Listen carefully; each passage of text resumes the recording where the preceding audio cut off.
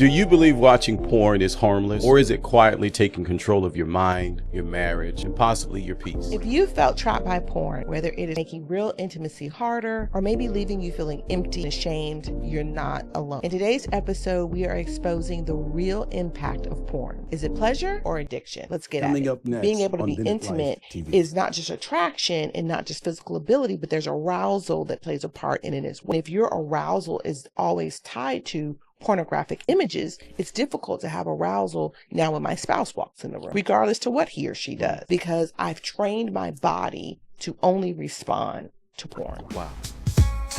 Yo, tune in. It's Bennett Live TV. Hey, what's up, everybody? My name is Ken, And I'm Pastor Dana. and we are excited to be with you guys once again. Welcome to another episode of Bennett Live TV. the 20th episode. The 20th episode. That's 20 weeks. What is that? 40, 12, 3.5 months, just about. For almost 5 months. 5 months. It's not been 5. Yes, it is. Really? Okay. Anyway, but over 5 months, we have seen our community grow. I think we're well over 7,000 subscribers right now. Thank you, guys. Just for people's response, comments, inboxes, emails. And by the way, I've not done the best job over the last week or so, just because we've been preparing for family to come in town. But I plan to get back on that and reach out to some of you guys. But it has been a tremendous treat to see what God has unraveled over the last several months because of this broadcast and because of this channel. So we want to say to you guys, thank you so much for your support. We do not take it lightly. We're very intentional about the content that is recorded because we want to make sure we stay in the vein of what really interests you all. Hence today's episode. I think we said in one of the episodes, we like to move on, and jokingly before we press record, it's been said that we may be known now as the sex pastors, which is not a role we're seeking to fulfill. We have so much we can offer, but just through your comments, we see that maintaining the conversation around the idea of physical intimacy seems to be central to many of the struggles that people have. And so what we're going to be doing as we are prayerfully researching every episode and thinking through the things that we can talk about, there's so many nuances to physical intimacy that I think today's episode will help contribute to that area. What are your thoughts before we get into what we're going to talk about today? Yeah, absolutely. Certainly thankful. We took a pause for Thanksgiving. Certainly thankful for this channel and our new family that we found here on YouTube in this community. We certainly appreciate the support, but I think you're right. 9 times out of 10, when we get an inbox, I would probably say 95% of the inboxes that we get or requests for counseling or advice that we get come from couples who are suffering in some area of intimacy. And what we're going to talk about today is just one of the topics that has come up fairly recently and fairly often in our most recent communications with our community. They have questions around this. Their struggle around this, and it's impacting them individually and as couples. So we're diving into it. Right. So let's get into it. Porn, pleasure or addiction? We're going to make an effort to provide an angle of understanding the challenges that exist around this idea of engaging in watching pornographic films. The truth when it comes to pornography is understanding the context and the impact of pornography on an individual's personal life and the impact that it has in your relationships with people. And so today, through my prayer, through the wisdom of the Holy Spirit, that whatever we provide today, I want someone who's wrestling with it to know that there's still hope. You don't have to stay in shame. And that's the thing that follows pornography, is the shame, the guilt, the condemnation, all of the stuff that keeps you trapped in it. And prayerfully through this episode, we're going to help maybe contribute to developing some courage for you to walk out of this. Now, when we record our episodes, we like to have a personal connection to whatever we're teaching from, because I think the personal connection is where the wisdom lies, right? it's hard to talk about something and help someone walk through a very thing that they themselves have not dealt with. And here recently, and you don't have to get too much into it, just share what you're most comfortable with. And I know we've been together for nearly 20 years and we've shared a lot of things with each other.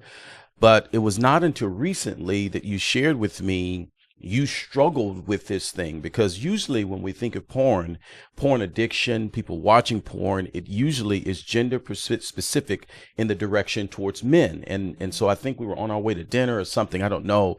The conversation came up and you were sharing with me how this was a challenge for you in your previous marriage. And, so I don't remember having the conversation, but I was like floored a little bit. Like, what do you mean? I don't know that. I don't know how women actually struggle with this. And you kind of shed some light into the conversation, which is why we're having the episode recording today. So kind of talk to us a little bit about what you're most comfortable with, because I know the transparency and the vulnerability is what brings the breakthrough. And I think that's the one thing that they appreciate about you and I, is that, we don't hold any secrets, I guess, to a degree.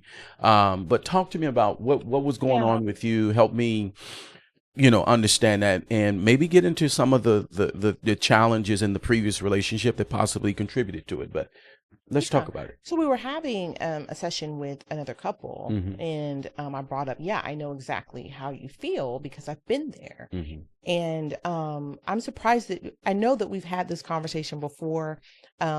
We've been through so much in 20 years that maybe this is something that got pushed to the recesses of your mind. It probably So I'm did. kind of like, wait, what? Why are you acting like you're just now hearing about this, bro? But anyway, we're 20 years in, and so we've talked about a lot, and so I'm sure there's some things that you've shared with me that I'm like, oh, okay, yeah, I kind of vaguely remember that, but I can understand why maybe it's not at the forefront of your mind, because I don't talk about it a lot, because it's an old thing, and it's not something that is a current struggle. And there were so many present struggles that I think those were the things that were at the top of mind. But you're right. Typically, this is something that we attribute to men. A lot of women don't come forward in saying that they even enjoy watching porn, let alone are struggling with it. And so for me, as you know, and as I've alluded to, I think in some past episodes, I had a lot of trauma in the area of just sexuality, period. From a very young age, my identity, my understanding of body image, my understanding of intimacy, all of that was, I think the innocence of it and the health of it was stolen very young. And so I don't think I really stood a fighting chance at having any type of healthy connection with sex, period. Growing up and then in that type of context, but also coming into a marriage with someone who's 10 years my senior, more experienced than I am, with different expectations. And I think trying to keep up with those expectations is what introduced me to this. Got you. Okay. So it wasn't so much I was looking at it for pleasure. I was looking at it for trying to keep up with and trying to be what somebody else wanted me to be, because there were always comments about my body. I was very, very thin, very, very thin. And so there were always comments about my body. And even when I said, okay, well, I think I should maybe get cosmetic surgery. Yes, you need bigger breasts. You need this, you need that. And so there's always feeling like I was coming up short. I wasn't sexy. I wasn't beautiful. I wasn't alluring. I wasn't meeting the standard. There were conversations around having threesomes and things like that. And so I was always made to feel like what I was providing was not enough. Wow. That explains a lot, because I remember when we first got married, you were talking about cosmetic surgery, and I'm like, you don't need any of that. And I mean, it was a subject that was a reoccurring thing, and I couldn't figure out. I'm like, your body is perfect, in my opinion. I don't know why. And I guess I never asked the reason why. I thought it was just a personal thing that you felt you desired. I didn't know that it was conversations in your head that was lingering from your previous relationship that contributed to the outlook of your image of yourself. Because I'm like, you don't need any of that. I think you're beautiful. I think your body is perfect. I like what I see, but it does make a lot of sense. But go ahead. I didn't mean to cut you off there. But Well, yeah. so that all contributed to it. And so when I started, watching this, it was more of like from an investigative Okay. perspective, right? Like how do I become this sexy vixen that this person is wanting me Mm. to be? And then it spiraled into, just like with anything with sin, it always takes you further than you intend to Yeah. go. Right. And so then now I'm encapsulated in this. And if you've never been on a porn site or anything like that, it's designed to be a rabbit trail. It's designed to Mm. hook you and then take you somewhere else. And you can spend hours on these sites. It starts out with whatever you start out interested in, and then the next thing you know, you're looking at things that are even more depraved, even more freaky, even more dark, or even, it just goes deeper and deeper and deeper. Whatever your fantasy, fetish, proclivity, issue is, you can find it on a porn site. Wow. Okay. Okay. There, whatever your wildest imagination is, trust me, there is some group, some chat, some site, something. And it's now to the point where it's not just videos that you're seeing, pre-recorded videos. They have live sites where you can interact with people in real time. And it's been years and years and years since I visited these. So I know even now they're probably even more Expected. Yeah. advanced. There's pornographic games now, Wow. avatars, AI, all of that is now infused into this to keep people trapped and hooked. So it's no longer the old DVDs or the old videos where somebody got a thick mustache and it's a corny plot line. Right. No, these things are advanced now. It's a multi-billion-dollar business designed to get people trapped in a place of exchanging pleasure and shame. Wow. That's what it feels like to me. It's this teeter-totter of pleasure and shame. That's good. And the truth be told, there are some people, that watch porn, don't see any issue with it. Right. We're coming from the perspective, I believe, just, we're Christians. I think that's evident. If you watch any of our episodes, you can see that we do our best to live a Christ-like, a Christ-centered marriage. And we try to do everything with Christ in the center of everything that we do.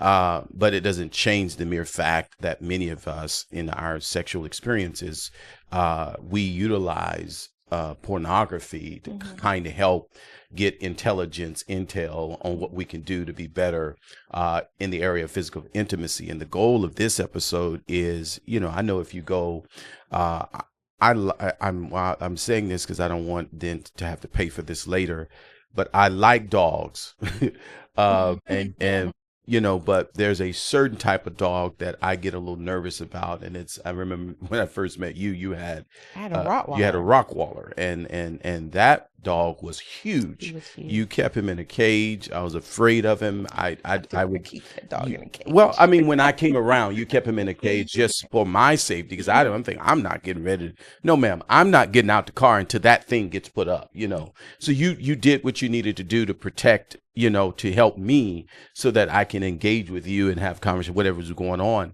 But the concern for me with dogs is we have a little smaller dog, which I'm cool with, but big dogs make me a little nervous. And when you're coming upon someone's property, they usually put a sign out that says, beware of dog. You got to see pornography in the same way. This episode is really to help put that sign up that you are aware of what's really in the backyard. We're not here to judge you. We're not here to demonize you. But I do believe there's a better way towards physical intimacy within the context of your marriage. And some of us are struggling in this area because we're introducing things that introduces a measure of profaneness in our marriage. It's very unhealthy. So what I want us to do as we're talking through this is provide some beware of, signs, if you will, that you need to be prepared for. As we've mentioned before in other episodes, we tried it and discovered it wasn't a good fit for us. And, I think in a previous episode, we talked about lust and all of that, the lust of the eyes, the lust of the flesh, and the pride of life. And I'll tag that video after you watch this one. You should check it out. But I want to help really bring intelligence to why this is a barrier we should not cross as Christians, as people of faith. And the first barrier that I want to bring to the table is this idea of desensitization. Now, I don't have much experience with this struggle. I have struggled with it, but it wasn't to the depth of what I've seen others deal with. And I have a note here that says porn overstimulates the brain's reward system, causing it to become less sensitive to normal stimuli over time, which means it becomes very difficult for you to enjoy intimacy with a real person, with an actual person, when you have created an image in your mind of something that is fictitious or a fantasy. What would you say about that? No, I agree. It acts kind of like a drug, in that over time your brain needs more and more, more and more of it, and more extreme versions of it. Which is why, you know how they say like cigarettes, marijuana, those are gateway drugs. Those are softer drugs that introduce you then to harder drugs. As your brain and your body get used to being high, you need more and more of it, more frequent doses of it, and you need stronger doses of it to get the same feeling. It's the same way with pornography. Over time, you become desensitized. Porn is a quick pleasure, quick dose of pleasure. Okay. Think about when you have to be intimate with your partner. You have to consider timing, if they feel like it, foreplay, heating them up, where y'all in the relationship, does anybody have a headache, stomach ache, gas, whatever the case may be, right? You got to have the room right, the music right. You don't have to do that with porn. You turn it on, you watch it for a few minutes, you get what you need, done. It takes all of the work out of it because you don't have to connect. Okay. That's good. Does that make sense? Absolutely. So it's not even really about intimacy as it is so much about release. And that's why some people get addicted to porn, not because they have really a sex issue.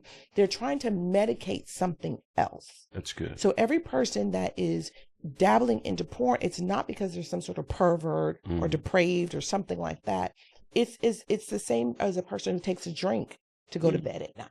That's good. Or over shops. That's a good to comparison. ease something. It's you're trying to medicate something with a release. For some people, it's a stress relief. It's an anxiety relief. It is just, I'm medicating something. For very few people, is porn really about the sex? Gotcha. Okay.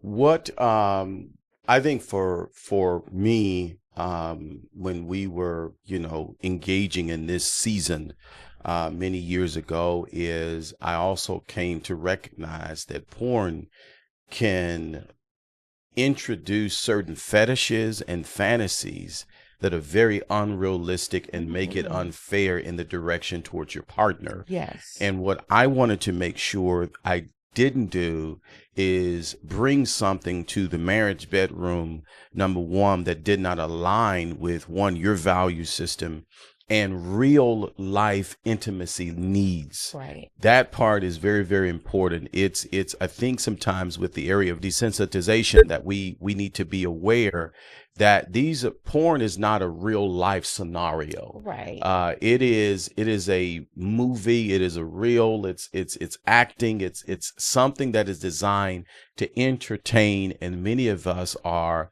bringing a measure of weight and stress and shame and guilt and just frustration in our personal lives because we have brought something into the space that's not realistic. Our hope is we want to help people reclaim the joy, the satisfaction, and the peace of marriage.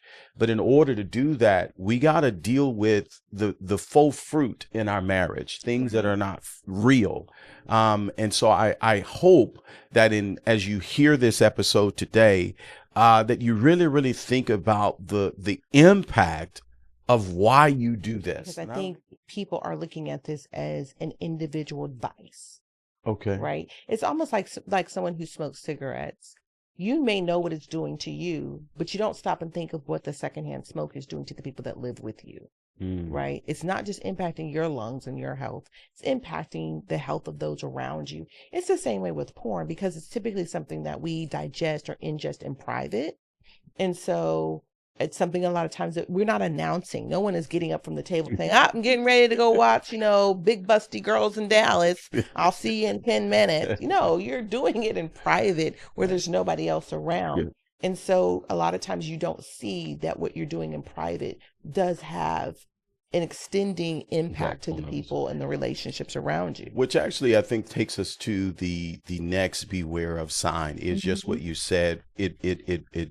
It breaches the relationship and it introduces relationship problems. Porn fosters unrealistic expectations, as we mentioned earlier, about appearance, performance, and roles in our relationships. It can cause emotional distance and mistrust between you and your partner. Emotional connections are weakened as intimacy becomes, in porn, it's very transactional. I think what happens is we then bring that into our marriages, into our relationships with people. It becomes transactional instead of relational. Right. You want to speak to that for a second? Because when you're coming together physically, real time, real people, I'm concerned about your pleasure. You're concerned about my pleasure. And that's what makes it great. Porn is, you're just getting what you need by viewing something that's already been created. Okay. There is no concern for anybody else's needs in that moment, which make getting what you need a lot easier just by watching a video. Right. So there's that aspect of it, but it's also, it becomes a form of infidelity, if you will, because I'm now getting what I need separate from you. I don't need you in the equation to get what I need. And the thing that I've always, wondered, and I'm hoping that these videos and conversations helps foster this. A lot of what people say they're watching or that they're getting from watching porn, if you just talked with your spouse, most spouses want to please their spouse. They would say, okay, well, why you didn't tell me you wanted me to put my leg on the nightstand? I could put my leg on the nightstand. Why you didn't tell me you wanted me to bring whipped cream? I got whipped cream in the fridge. Like, a lot of the things that we fantasize about or things that we want to bring us pleasure, although we may not be able to do it like a porn star, right? Because to your point, a lot of this is edited, and these people are professionals. Your partner a lot of times would be willing to indulge in some of this role play and some of these things that you might see that you like, but we don't have these conversations. And so instead of you coming and talking to me about your need, you betray me with a screen. Wow. And that's where the communication and trust breakdown takes place, when one partner secretly consumes porn, hiding the struggle instead of addressing it in an open forum. And I've seen it, impact marriages in a great way. It's this idea, we talk to couples about this idea of righteous jealousy. Your partner has a right to be jealous because a screen is getting time that they should be getting. And my heart just, grieves when I see someone wrestling and struggling with this, and it just becomes difficult for them to walk out of it or walk away from it, is because it has become, for lack of better words, an addiction. Once something is an addiction, that addiction is fueled by shame. It's fueled by secrecy. And all it does is perpetuate even more addictions in your life. And it's something that I want everyone to be aware of. And sadly, it's not something we even talk about within church. We don't have these conversations, hence why people secretly struggle with it. I know that there are many people who are actively serving, involved in church. They love the Lord and are just struggling with this and don't know how to openly have the dialogue, have the conversation, and really getting a chance to see the impact that it has on the relationship, not just in marriage, but with other people. And not only that, the relationship you have with yourself. Okay. just like with any other addiction, there is a feeling of this overwhelming guilt and even self-disgust that Okay. I'm not able to will myself to not do this. Mm. I'm not able to find a healthy outlet. This is what I keep coming to. What's wrong with me that I can't stop doing this? Mm. I know this doesn't honor God. I Mm. know it doesn't honor my marriage. I know I'm bigger than this. I know I'm better than this. But why do I keep being driven to this? Yeah. And so there is this level of overcompensating that you feel like you have to do sometimes. There's this guilt and shame that you feel. There's this cloud over you. There's always this fear of, is somebody going to find out about this, and what are they going to think about me? You know, am I just this horrible perverted person? Like, the enemy really doesn't work Yeah. on your esteem Absolutely. when you're struggling with this. Mhm. I remember, although I don't have much experience with it, but I know in the season when we were struggling with, our lack of sexual activity within our marriage, and I was engaging a little bit with porn, watching porn. I remember vividly the feelings afterwards, and it was a sense of shame, it was a sense of guilt. It even triggered me to be upset with you. Like, I was mad at you, because I'm like, if you would do, if you would be doing what you should be doing, which is sleep with your husband, which, is another, was a much bigger thing. But I felt like the circumstances surrounding it didn't give me much of an option. But I had to take that off of you and recognize that there's something within me that I had to confront and face and deal with. And once I started doing that, I discovered that some things you just have the will to do. And, practice is not going to make perfect, but it does make progress. That the more I get used to living without it, the more distance I create between me and the thing that's a struggle for me. Right. And for some people that's watching me, it may always be a struggle. And I want to say that to somebody. If you're struggling with pornography, and you're struggling with watching it, it may continue to be a struggle. Just watching this episode, I mean, God can do anything. But the scripture talks about a man being healed, but the Bible says he was healed as they walked. And sometimes you just got to walk it out, and you got to, celebrate those milestones and markers, those moments when you wanted to do it and you didn't. And maybe it went from 10 times a week to 1 time a week. Now from 1 time a week to once a month. You celebrate those moments and recognize that the enemy wants you to minimize even small moments of breakthrough. Right. That there's hope in this area of your life, that God can redeem you. And watch this, God still loves you.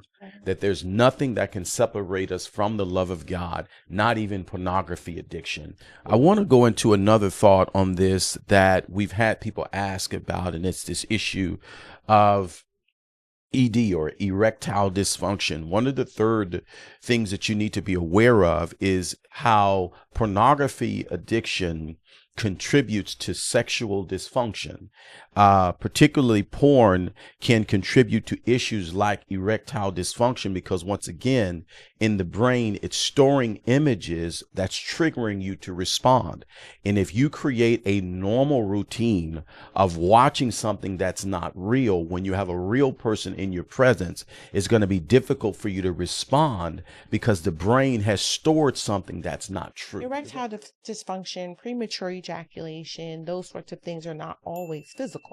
Sometimes it is physical. There's medication contributing to it, or some sort of physical ailment that is, causing issues there. But sometimes it is exactly what you said. It's mental. My body now no longer responds to natural stimuli. I now need a screen. It now has to be porn. And so it's almost like a person who is used to taking, hard narcotics or hard medicines for an issue. Tylenol doesn't now numb the pain anymore, because you're so used to having high doses of this other medication, narcotics or whatever. It's the same thing with constantly viewing porn, and then your body's response to it. There's a certain being able to be intimate is not just attraction and not just physical ability, but there's arousal that plays a part in it as well. And if your arousal is always tied to pornographic images, it's difficult to have arousal now when my spouse walks in the room, regardless to what he or she does, because I've trained my body to only respond to porn. Wow, that's huge. I was going to say if this is a current challenge for you to let us know in the comments, but I don't know, that may be too much. No, they let us know everything else. Yeah, so what question do we need to throw out there to the people at this point in the episode? Well, the thing that, and I don't know if it's so much of around, raise your hand if you have, erectile dysfunction because of porn. I don't think that's the question. I think the question is something that you said a little bit earlier. You said I had to take the onus off of me, meaning me, and you had to dig into what you needed to dig into to find out why you were using porn as an outlet. And so I think the question is, what is it that you need to dig into, and what is it that you think is driving you to seek porn as an outlet, That's as good. an option? Wow. So let us know that in the comments. We want to know, I think as I say often, everything that we do can be sourced to a why. And once you trace the why, I think it becomes it becomes easier to change what it is that you do. I think we in this area, this is when we're talking to people, we just said, just stop doing it. Just why don't you just stop? It's that's easier said than done. There is some, now we're not, licensed therapists or have any formal training in psychology, with exception with Pastor D. Your master's degree is in that area. But one of the things I know just from personal experience, it was more than just stopping. It was, I need to retrace my process of thinking all the way down to asking myself what leads me to this. Right. Like if I can trace the tracks of what's leading me to it, the moment the trigger comes up in my mind, then I can retrain myself to think differently so that it doesn't overwhelm me to the point that it takes me out. And so, please let us know in the comment, what's if this has been a former struggle, tell us how you got out of it. What are some of the things? Help the community out. Share some of your breakthroughs in the comments right now about what some steps you've taken, and I know, of course, prayer, fasting, reading your word, all that's cute. That's great. But give us some stuff that can really help this community grow together. I will say, I think that's great. I will say what did it for me was, one, I had to go back past even my first marriage and look at how I viewed myself as a woman. Just look at what ideologies I had set up in my mind as my concerning my body, concerning my sexuality. And when you suffer sexual abuse young, one of the lessons, or one of the things that I internalized, was that my body really didn't have a lot of value, that it really didn't belong to me, that it really was just here to be at somebody else's disposal. Wow. And so I needed to do whatever I needed to do to please that other person, because after all, that's what it was here for. That's what I was worth. When I started healing, that helped me see myself differently. Wow. The Bible talks about sexual sins being sins against yourself. Yes. Right. Whereas lying, murder, those are sins against other people. But sexual sins are really sins against the self, against one's body. And so when I started healing and really understanding that helped me. But even as I got further and further away from that struggle, there would be moments where it seemed like a viable option. But if we were struggling sexually, or if I was stressed out, or it could be anything, money, anything, would be like, let me just, it would come up as an option for a quick release of the pressure. Gotcha. Something to just let the air out of the pressure. But what did it for me was I started seeing certain things seriously in my life. I started seeing the call of God on my life as something serious.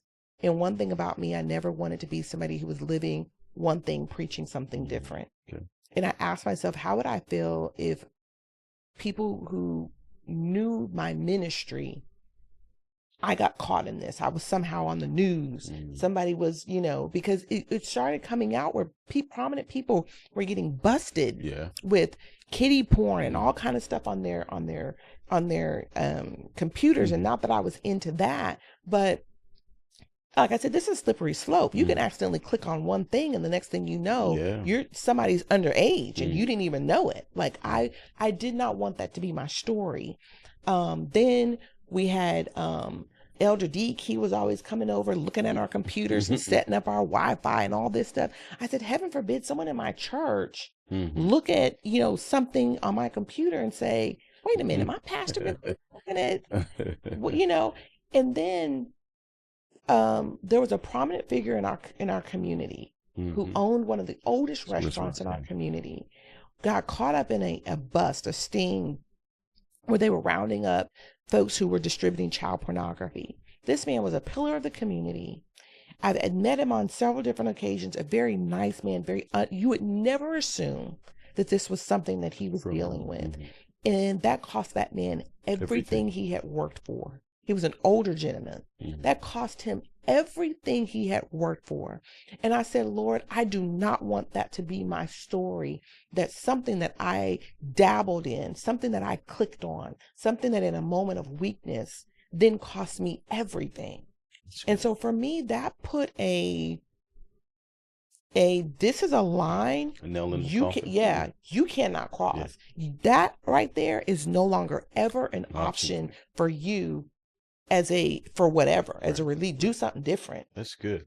I want to, also bring to the light that, when you're watching porn, the more you watch it, the more distance it creates between you and your spouse. Not only does it create sexual dysfunction, but it also decreases pleasure for ordinary sexual experiences. Porn elevates these unrealistic and often extreme depictions of intimacy, making regular loving sex seem dull by comparison. And this disconnects creates a dissatisfaction with your spouse where the focus is on connection rather than performance. And couples that struggle with sexless marriages, I would almost be willing to bet that porn is in there somewhere that's lengthening the distance between the two partners. That porn creates a distance and a separation where you develop your life around this to where your partner no longer has access to this part of you because to a degree you're being satisfied personally. I mean, it's difficult. I'm not a man, so I don't know, but I'm assuming just from experience with you, I mean, there's only so many you got in you in a day. So if you've already taken care of that on your own, chances are you don't have anything left for me. And so now we're making up stories of, oh, I'm tired, or I'll get you next time, that kind of stuff, when reality is you've already taken care of your need absent me. Wow. And the same thing for women. At one point, I was like, okay, maybe I need to just look at this to get my mind right so that I can be ready for him. Well, no, because this is not an appropriate build up to that. Because again, porn doesn't need it. I don't even know why they make pornos hours long, because you really only need about 2 minutes. So I don't understand why they're like hours and hours of footage. If you're sitting there and you can't get what you need and you need a whole hour long, like something's wrong. Yeah, you're not doing something right. Something's wrong. So it's not even an appropriate buildup. So all of the kind of tricks that the enemy might try to get you to say or think to try to normalize in allowing porn to be a part of your sexual appetite, I don't think it's healthy. Now, there may be again, we are giving you advice according to what has worked or has not worked for us. This does not mean our advice is the end all be all. That's right. However, there are more marriages that have been destroyed by porn than have been enhanced by porn. Yes, that's good. That's good. So I'm just saying, if you're looking at this statistically, numbers wise. And we're giving you this information, of course, anecdotally, just based on the couples that come see us that are in trouble. To your point, porn is in there somewhere. And here's the other thing.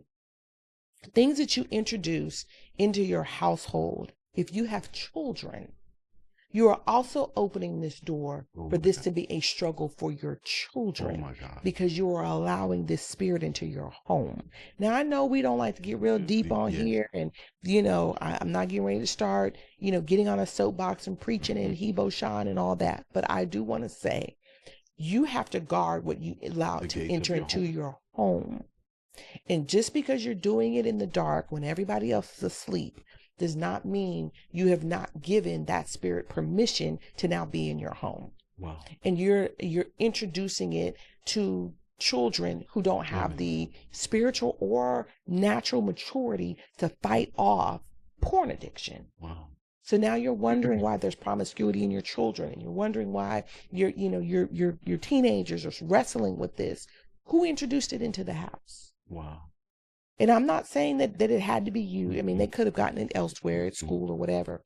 But I'm saying, think about that as well. That was another thing that made me be like, okay, wait a minute. That's it right there. That point right there was one of the reasons why I opted not to entertain it, because I was thinking about, once this is over with, what is the lingering presence from this activity that brings a certain vice and spirit in my home? Once again, we're believers, and the enemy needs a gateway. It needs a portal to enter into our atmospheres, specifically even the timing of it, like at night. For some people, it's a night thing. It's the time you should be at rest. You're restless, and if this is something you're wrestling with in your home, it's one of my prayers that I do try to do as often as I can, is I ask God to purify the rooms of my house. Walk up and down the aisles of my house. Go cleanse out every room that has something that is not of you, that has been introduced, whether it has been through soft TV watching, because all it takes is a thought or a suggestion, or how it is. You can be on your phone and you're looking to purchase lingerie. Now all of a sudden, the algorithm has captured your data, and pixelated marketing is somewhere around this idea of sexuality. So we have to be very dismissive, and we have to be forceful by the spirit. Also, so for me, I just did not want it to just continue to parade my life nor my kids' life, and they have to deal with something that, now I don't know today if that's a struggle for my children, because I don't know that I've ever asked. But one of the things I know that has helped me as a leader in my house is I want to make sure that my atmosphere is conducive for the presence and the Spirit of God to flow. I want to give another sign, or something that we need to be aware of, that I think is important. And I want to know from you, and I'm going to ask this question: do you feel like porn addiction has a connection to the risk of depression? Do you feel like that there's a correlation somehow because of what porn leaves you with feeling, the baggage that comes with it? I know you have experience with depression, and I know we didn't get a chance to talk about this before the episode shoot, but I want to know, do you feel like there's ever been a correlation between the two? I think that porn addiction, if you just take porn off of it and talk about addiction in and of itself, addiction by itself, what it leaves you feeling, the guilt, the shame, the loneliness, the sense of inadequacy, being out of control, all of those things can lead to depression. Now add the porn onto it. Yes, of course, these are things that, while you're caught in this cycle and this trap of doing the thing that you really don't want to do, of course that can lead you to a very dark place. I don't think that's a far leap to make, that I'm indulging in something. Again, remember I said you're exchanging pleasure for shame. And if I'm doing this frequently, this means I'm frequently in a place of shame. Okay. And it's difficult to not feel depressed, to not feel low, to not feel dark when I'm in this constant cycle of relief and shame, pleasure and shame. Yeah. It's hard to get out from up under that. And for a lot of people, they're living what feels like a double life. Mm-hmm. I'm this upstanding citizen. I'm this family man. I'm this deacon at the church. I'm a youth pastor. I'm whatever. And then when nobody's looking, I'm the person I don't want to be. Wow. I'm the person that I preach about. I'm the person that's displeasing God. Wow. I'm disappointing my spouse. I'm sure if my children knew, they'd be disappointed.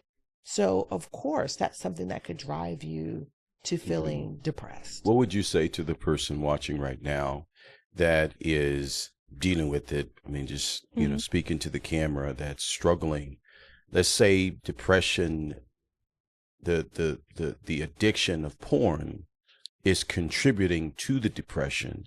What would you say to them if they're watching us right now?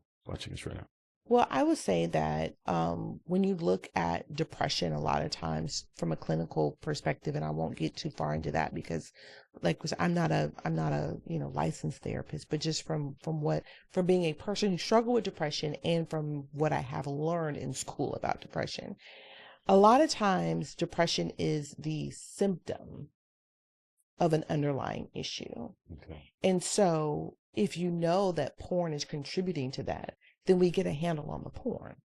For me, my anxiety is what was driving my depression. My psychiatrist was very clear. We're not going to be able to get a handle on your depression until we get a handle on your anxiety because it's fueling that. Okay. And he was exactly right. The moment I got the anxiety under control, I felt a reprieve from the depression. It's the same thing with the porn and the depression. If you know that the porn is contributing to the depression, then let's get a handle on the porn.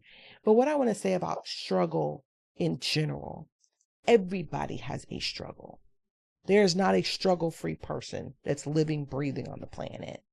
We like to categorize struggles, of course, like we like to categorize sin, but sin is sin and struggle is struggle. What I like to share with people is that struggle is good news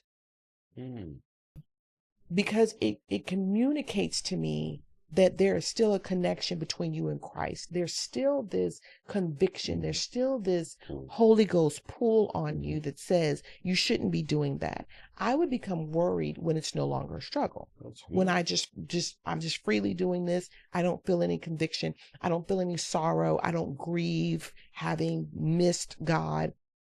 Then you should be worried.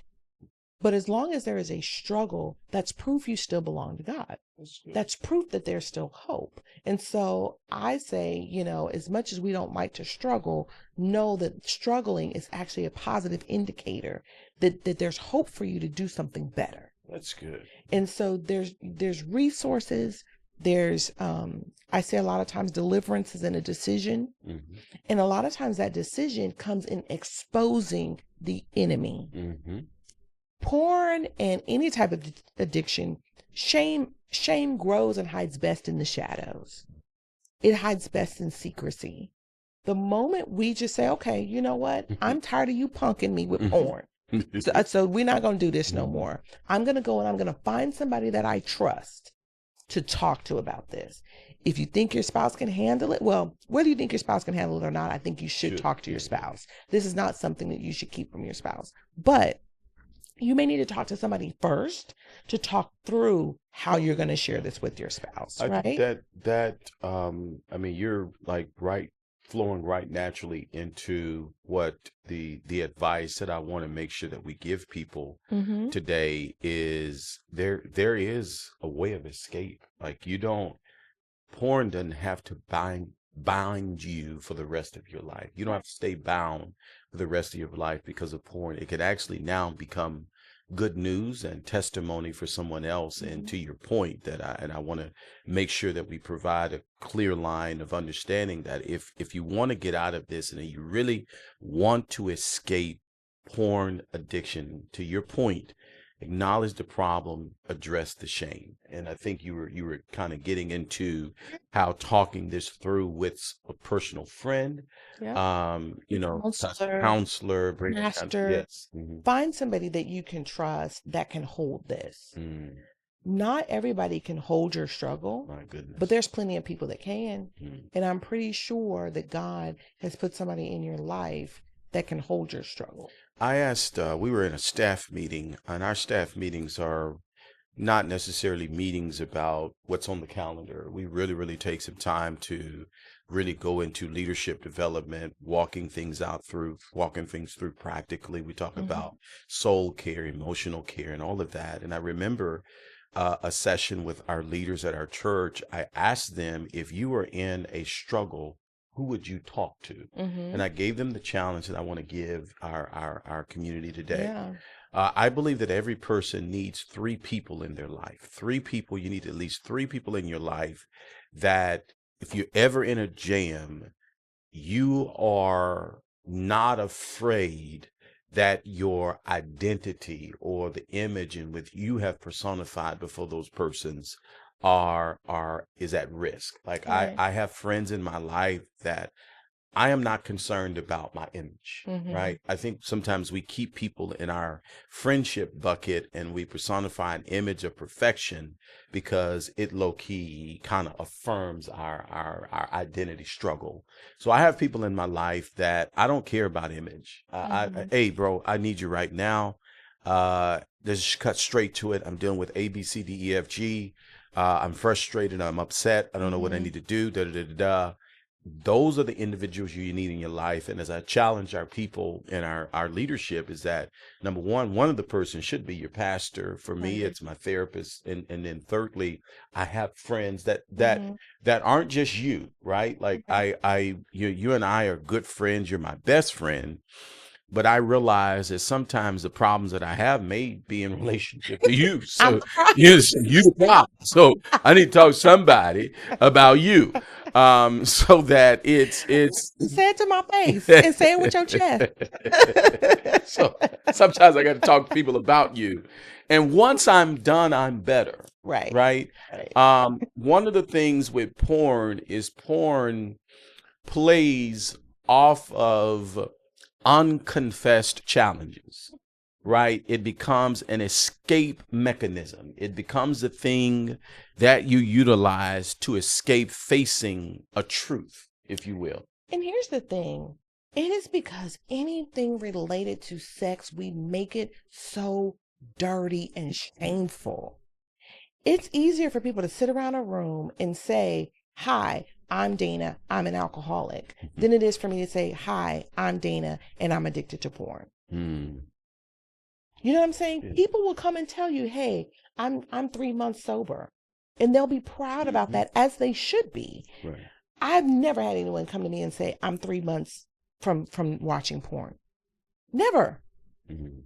We make everything surrounding sex so incredibly shameful to Mhm. where now we make people feel like they are perverts. They shouldn't be around children. They're unclean, and it's like, guys, the enemy is going to use whatever he can Mhm. to try to make us feel like we are not worthy of a relationship with Christ, and we are not worthy of healthy relationships with other people. That's good. He uses whatever he can. That's And good. for some people, it's porn, and it does not make this person a throwaway. That's good.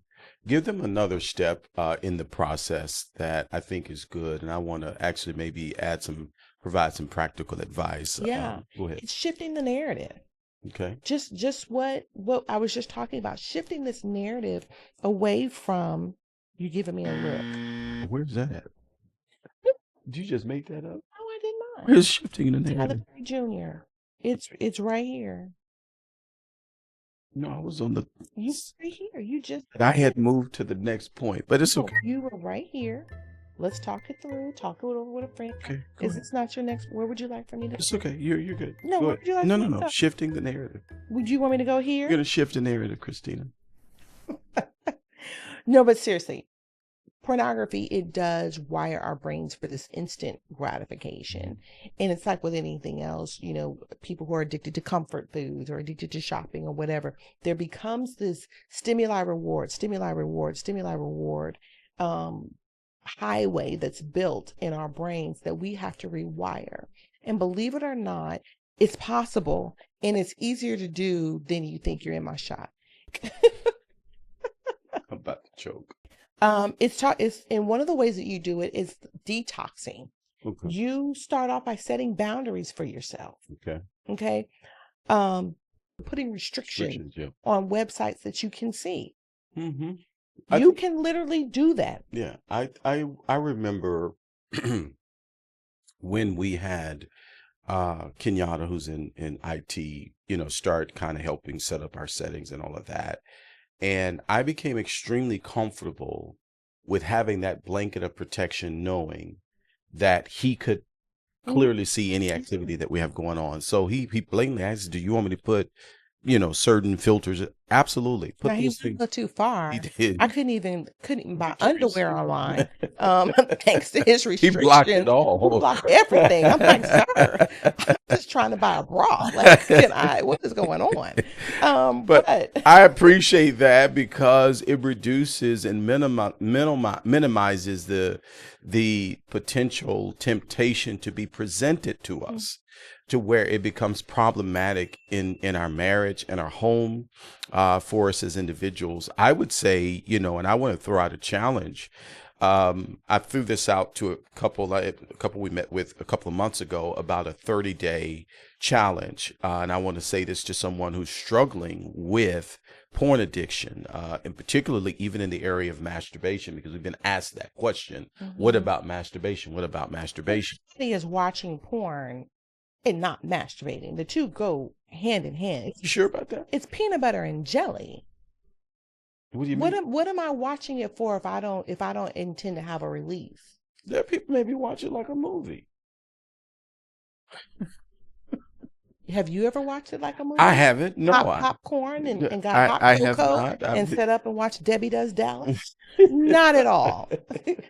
You got your movie on and you got your lube next to you. Okay.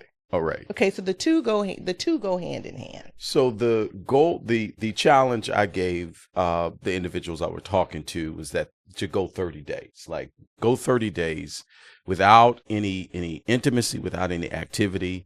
And I want to frame this for those who are struggling with pornography addiction, even in marriage. Okay, here's what you can do. I am not saying not be physically intimate with your spouse. But I am saying you can do 30 days without masturbation without your spouse. What you want to do is you want to refrain from doing that. Take yourself through a journey where you're rewiring your brain. It is establishing, they say it takes 21 days to establish a new habit. I actually challenged myself to say any physical activity in the area of my sexuality, you're going to be a part of it. Okay. And what that did was brought in a measure of self-control and accountability where I didn't give myself room to pleasure myself, to be tempted to then have something in place to help stimulate that. That's when I started seeing it really create distance for me. Right. Now, for me, it wasn't like really a deep struggle. So I can easily just break away from certain things. But this for me was just, okay, although you're in this relationship, this marriage, and it's sexless, this doesn't have to become your outlet. Right. If we're going to invite the power of God in and we're going to invite healing into it, you're going to have to also deal with your stuff too. Right. And so I want to say to the persons watching me right now, consider a 30-day detox of no masturbation. If you're married, it's no masturbation, not including your spouse. You want your spouse to be included in the process. Watch what that does for this particular area. What do you think about that? No, I think that's good. And I think it kind of brings us to the next point, which is focusing on new habits. Okay. I know for me, and here's where you have to know yourself. I know for me that I tend to have an addictive personality. Okay. Meaning, part of my makeup is I'm a very all or nothing person. When I'm in it, I'm all in it. And when I'm not in it, I'm not in it at all. But I also know that and this again is knowing your family line, knowing what is in your bloodline, knowing what stuff is in generations before you. I come from a long line of alcoholics. I already know addiction is in my bloodline. So when I find myself distancing myself from something that was a struggle or an addiction, I also know I have to replace it with something healthy. Okay. Or I'm going to go seek something else to now be addicted to. And that's how you have people who quit smoking and start overeating. Wow. Does that make sense? Yes. Quit gambling, but now you're over shopping. You have a shopping. You just replace one addiction with another. So you have to learn to replace it with something that's healthy. So when you're getting rid of this, because your body still craves an outlet. Yeah. Wow. And if you don't give it something, it's just going to find another addiction. That's good. Replace it with exercise. Replace it with learning a new language. So for me, knowing early on, and I knew this young, I didn't have language for it, but I knew that I had the propensity to get attached to something more deeply than other people around me. I didn't know that it was an addictive personality, but what I did was it served me well in school. So that's how I was able to learn another language. Wow. That's how I was able to test out of certain things, because I would go and I'd read 8 books on that topic and then go and take the test. I have the ability to do that. But I also know that if the enemy gets involved in that, it can go left. Mm-hmm.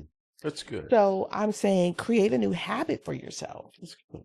And this can also be a fun way to connect with your spouse, because it can be a habit that you guys create together. Mm-hmm. Mm-hmm. Go join a bowling league. Go learn how to ride horses. Go roller skate together. Go do something that creates a new habit as an outlet for yourself. You know, I appreciate this conversation we've had today, and I hope that what we have brought to the light today helps someone. Mhm. Like this isn't just us getting through something, but I think there is a part of God that's involved in this conversation to help, really restore the health of marriages and really the health of our sexuality, because it's an area that is hijacked a lot by our nefarious